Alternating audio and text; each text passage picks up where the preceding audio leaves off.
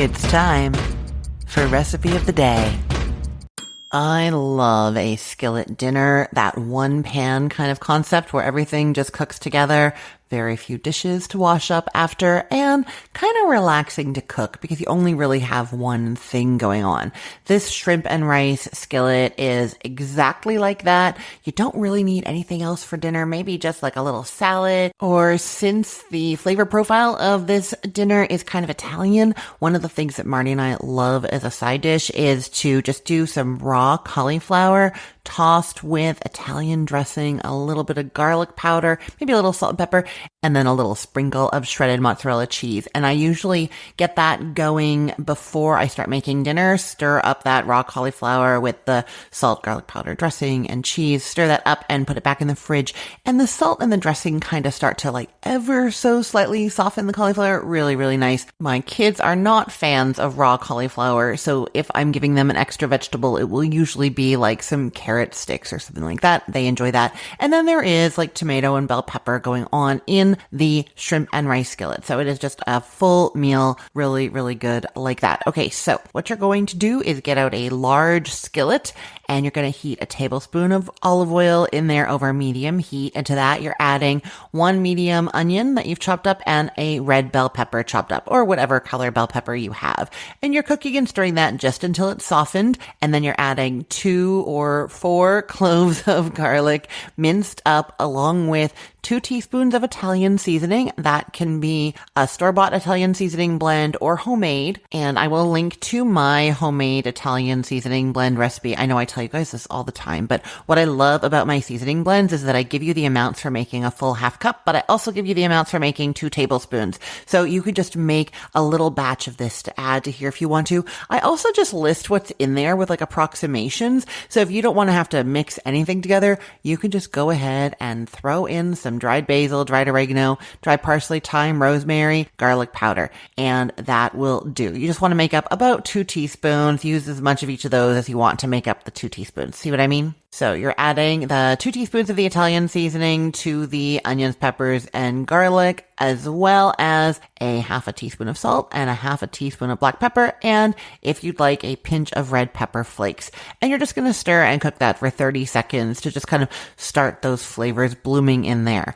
Then add in a can of diced tomatoes. That's a 14.5 ounce can. I tend to prefer the petite diced tomatoes if the store has them. I know my mom says that the grocery stores where she lives in Canada do not have petite diced. So if you don't have them, you don't have them. They're fine. I just like them because the little pieces of tomato are smaller and like disperse more through the recipe, you know? So you add the can of diced tomatoes, and then you also add 1 1/4 cup of chicken broth. If you wanted to keep this recipe meat-free, it has the shrimp in it, but you don't want to add any meat to it, you could instead use a vegetable broth or fish stock, or you could use a bottle of clam juice. There's 8 ounces in those bottles usually, so then you would also add a 1/4 cup of water.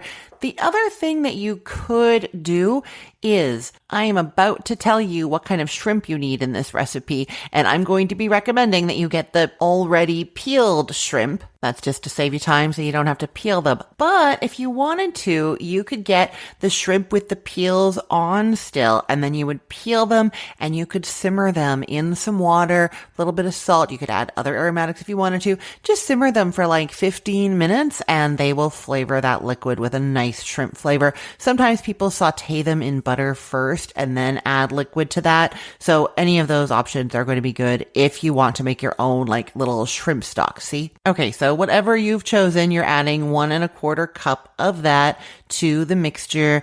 And then you're also adding the zest of half a lemon, as well as 1 cup of uncooked white long grain rice. Okay, let's just talk about that lemon for a second. You're going to be using the juice from that half a lemon as well, so you can zest half of it and then juice it. The other thing that you can do is if you want to use a full lemon here, you can cut it in half sort of the long way and then cut half of it into wedges to serve with the shrimp dish, see?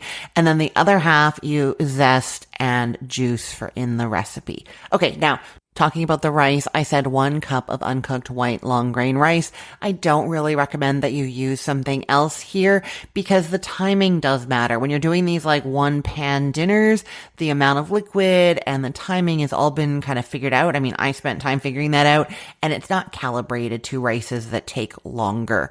If you really wanted to, you could do like a brown rice in here. You would sort of go to this stage, add the rice, and then you're cooking it until it's about 10 minutes before it needs to be done, and then you would proceed with the next step. So I'm just assuming that you're adding the white rice because that's what I've recommended that you do. And so you're going to add that rice in there and give it a good stir, and you're bringing it up to a boil over high heat. And while it's coming up to a boil, you're going to get out those shrimp, and it is 1 pound of raw medium shrimp that are peeled and deveined, unless you're doing that shrimp stock thing that I talked about. And I like to get ones that don't have the tail on for this. And that's just because I find the tails messy when they're like cooked in things, right? You're trying to eat this shrimp and rice dinner, and whenever you encounter a shrimp, you need to like pick it up by the tail and slurp it out of there. Now your hands are messy. I don't love that. My kids hate that. So for this kind of dish, I tend to either buy them without the tail or remove the tail. Sometimes the tail on ones are on sale, and so then I'll buy them, thaw them, and then take the tail off. Yeah, I tend to just like the ones with the tail on for things like shrimp cocktail or like appetizer, bacon wrapped things where the tail is like a little handle that isn't super messy, you know? The other thing I'm going to say, I say this to you all the time, I know you know, buy the shrimp frozen from the store, not the fresh ones from the cooler. And that's just because the stores are getting them frozen and then they are thawing them and selling them to you. And so they're sitting in that cooler for who knows how long. I mean, they're fine. They're not bad. They've just been sitting in the cooler.